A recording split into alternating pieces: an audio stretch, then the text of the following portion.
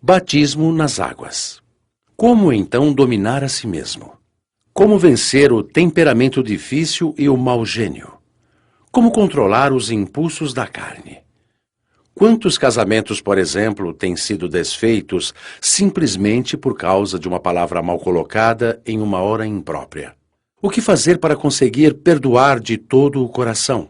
E quantas são as pessoas que não conseguem se controlar e usam a língua para ferir e até matar o amor cultivado por tantos anos?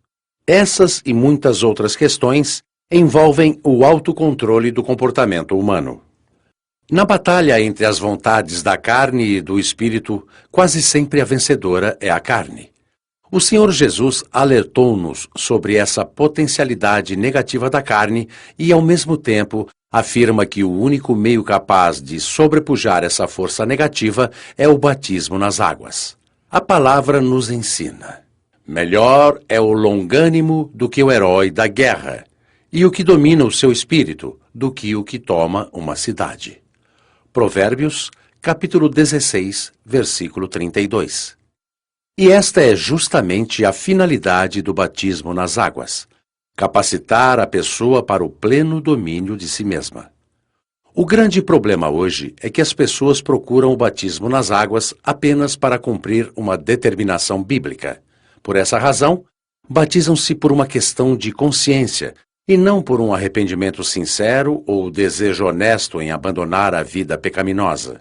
A qualidade da fé cristã, entretanto, depende do batismo nas águas.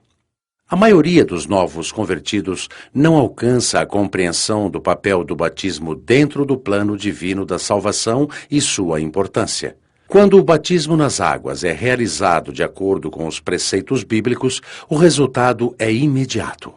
A natureza carnal é sepultada. Ao sair das águas batismais, a pessoa começa a viver uma vida nova.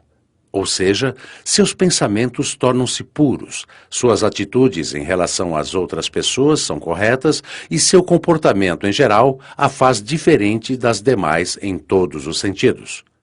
Sua maneira de ser e agir é tão marcante que as pessoas não convertidas logo a consideram fanática.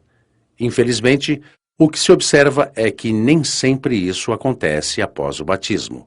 Muitos entram nas águas batismais e, ao sair, continuam agindo como antes. Isto é, continuam se comportando como se não tivessem sido batizados.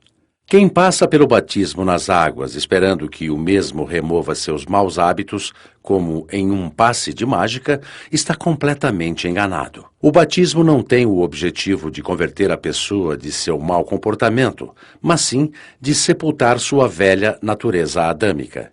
Portanto, quem desce às águas batismais deve fazê-lo já arrependido e convertido, porque o batismo é um ato espiritual de sepultamento da vontade da carne.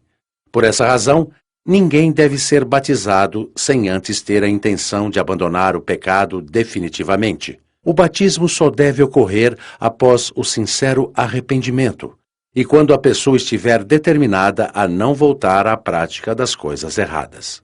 Ora, o Espírito Santo conhece a intenção de cada coração. Por isso, ele atua ou não no momento do batismo. Há pessoas que, mesmo tendo sido batizadas muitas vezes, comportam-se como se nunca tivessem passado pelas águas. E há outras que passam pelo batismo uma única vez e passam a viver em novidade de vida totalmente.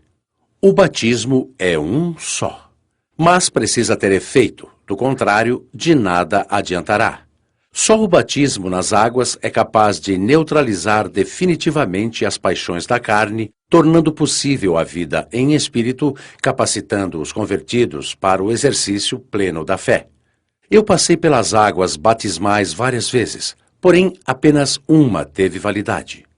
O que capacita os convertidos para que tenham uma nova vida? Como preservar a fé enquanto estivermos neste mundo? Apenas o batismo nas águas tem o poder de manter sepultada a velha natureza corrupta, impedindo assim a manifestação das paixões da carne, possibilitando ao cristão vida em espírito. Por essa razão, o batismo nas águas é o marco divisor para a mudança de todo o cristão. Para se ter uma ideia mais abrangente sobre o batismo, Vale lembrar que os filhos de Israel tiveram que atravessar o Mar Vermelho quando deixaram o Egito. Foi uma clara demonstração da vontade de Deus em fazer com que aquele povo, que tinha vivido no meio de outro pagão, sepultasse os costumes obtidos no Egito. Mas, durante sua passagem pelo deserto, os filhos de Israel manifestaram rebeldia e incredulidade. Apesar de terem visto a manifestação das maravilhas divinas em sua libertação, foram rebeldes e incrédulos, o que fez com que Deus não lhes permitisse entrar na terra prometida. 40 anos mais tarde, sob a liderança de Josué, uma nova geração dos filhos de Israel teve que atravessar o Rio Jordão para entrar na terra prometida. Era o batismo deles. O batismo nas águas seria desnecessário se a conversão fosse seguida pela morte física, a exemplo do que aconteceu ao ladrão redimido na cruz. Naquele momento, ele não necessitava de batismo porque sua morte era iminente. Na guerra entre as inclinações da carne contra as do espírito, a carne sempre leva vantagem. Existe apenas um meio de sobrepujar a fraqueza da carne: eliminá-la definitivamente por meio do batismo nas águas. O ato do batismo nas águas simboliza o sepultamento total da vontade da carne. Veja como o apóstolo Paulo trata deste assunto com os cristãos romanos. Ou porventura ignorais que todos nós que fomos batizados em Cristo Jesus, fomos batizados na sua morte. Fomos, pois, sepultados com ele na morte pelo batismo, para que, como Cristo foi ressuscitado dentre os mortos pela glória do Pai, assim também andemos nós em novidade de vida. Porque, se fomos unidos com ele na semelhança da sua morte, certamente o seremos também na semelhança da sua ressurreição, sabendo isto, que foi crucificado com ele o nosso velho homem, para que o corpo do pecado seja destruído e não sirvamos o pecado como escravos. Romanos, capítulo 6, versículos 3 a 6. Pelo batismo nas águas, é possível traçar um paralelo entre a morte e a ressurreição do Senhor e de seus discípulos. Se o Senhor Jesus morreu, seus seguidores têm que morrer também. Como? Fazendo morrer a natureza pecaminosa, ou seja, fazendo morrer os desejos pessoais contrário aos do Espírito Santo. Isso significa arrependimento. Em seguida a essa morte, acontece o batismo nas águas, que simboliza o sepultamento daquela natureza pecaminosa. Isso confirma o que já dissemos sobre o candidato ao batismo. Antes, precisa morrer para o pecado. Para seguir o Senhor, o candidato ao batismo tem que livrar-se de sua carne, renunciando a seus desejos, concupiscências e inclinações malignas. A morte sobre a qual temos falado envolve arrependimento sincero, pois só ele pode trazer atitudes concretas, como a renúncia, o desprezo e o ódio ao pecado. O arrependimento verdadeiro não tem nada a ver com o sentimento de remorso. Se a pessoa for batizada apenas sentindo remorso pelo que praticou no passado, seu batismo não lhe trará nenhum benefício espiritual.